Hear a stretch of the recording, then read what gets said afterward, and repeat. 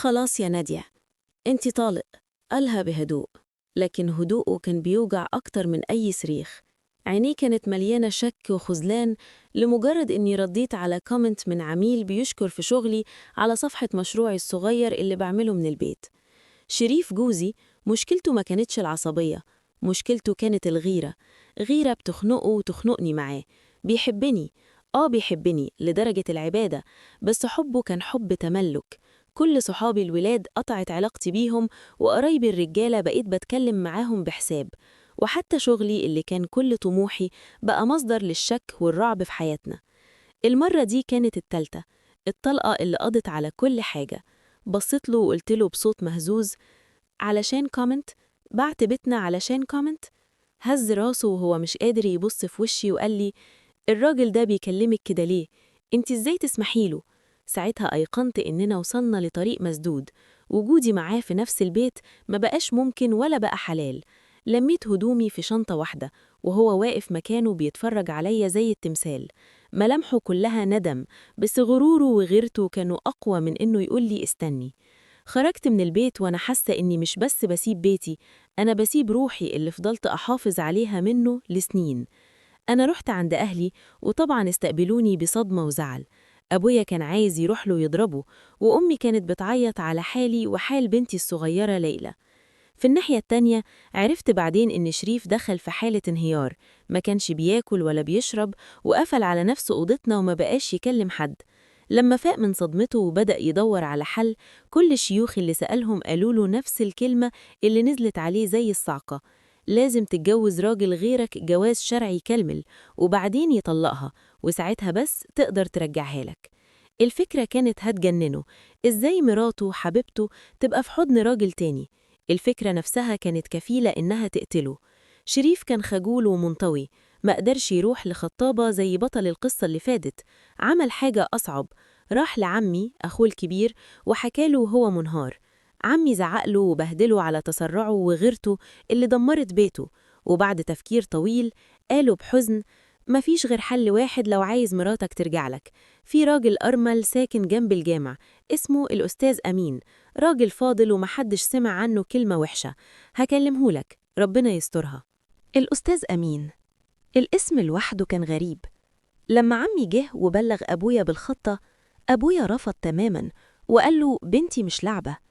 بس مع ضغط شريف وإنه مستعد يعمل أي حاجة، ومع بكايا أنا لأني كنت خايفة على مستقبل بنتي، وافقنا في الآخر على مضض. شريف أجر شقة تانية صغيرة في منطقة بعيدة، وساب لنا شقتنا أنا والأستاذ أمين لمدة أسبوع.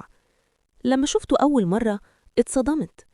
كنت متخيلة واحد شبه اللي بنسمع عنهم في القصص، لكن الأستاذ أمين كان راجل كبير في أواخر الخمسينات، شعره الأبيض أكتر من الأسود، لابس نظارة طبية تخينة، وماسك في إيده سبحة ومصحف صغير. ملامحه هادية ووقورة لدرجة تخوف. لما المأذون كتب الكتاب وشريف سلمه مفتاح الشقة وهو بيبكي وبيترجاه يحافظ عليا، الأستاذ أمين طبطب على كتفه وقال له كلمة واحدة: ما تقلقش يا ابني، بنتك في عينيا. بنتك، الكلمة دي فرقت قوي. دخلت معاه الشقة وأنا مرعوبة. أول حاجة عملها إنه دخل أوضة الأطفال وقفل على نفسه، وبعد شوية خرج وقال لي بصوت هادي: أنا هنام هنا، والأوضة الكبيرة دي بتاعتك، لو عوزتي أي حاجة خبطي عليا.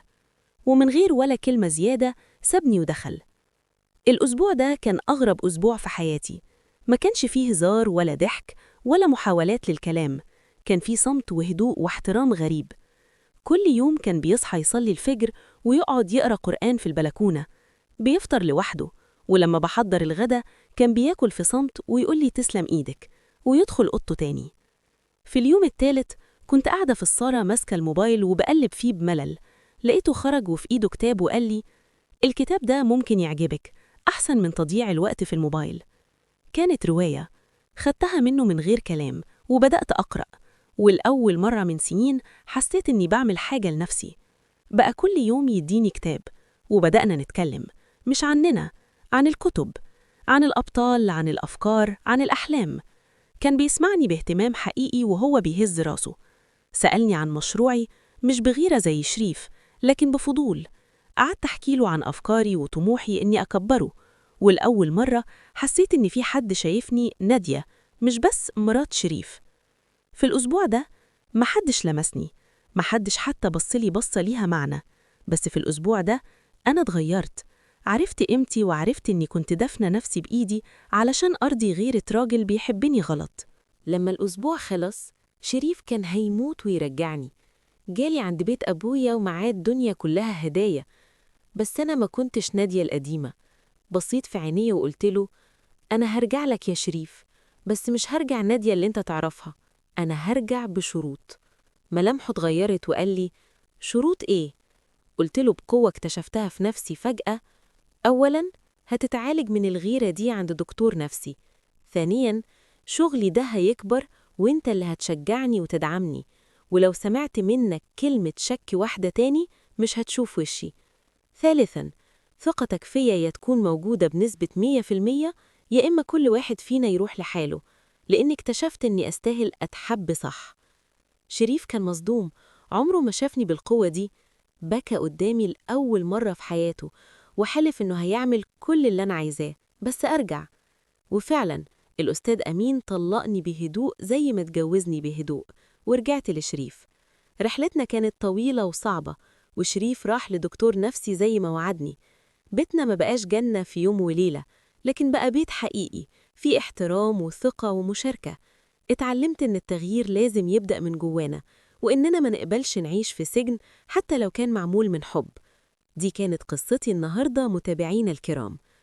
أستودعكم الله الذي لا تضيع ودائعه، والسلام عليكم ورحمة الله تعالى وبركاته.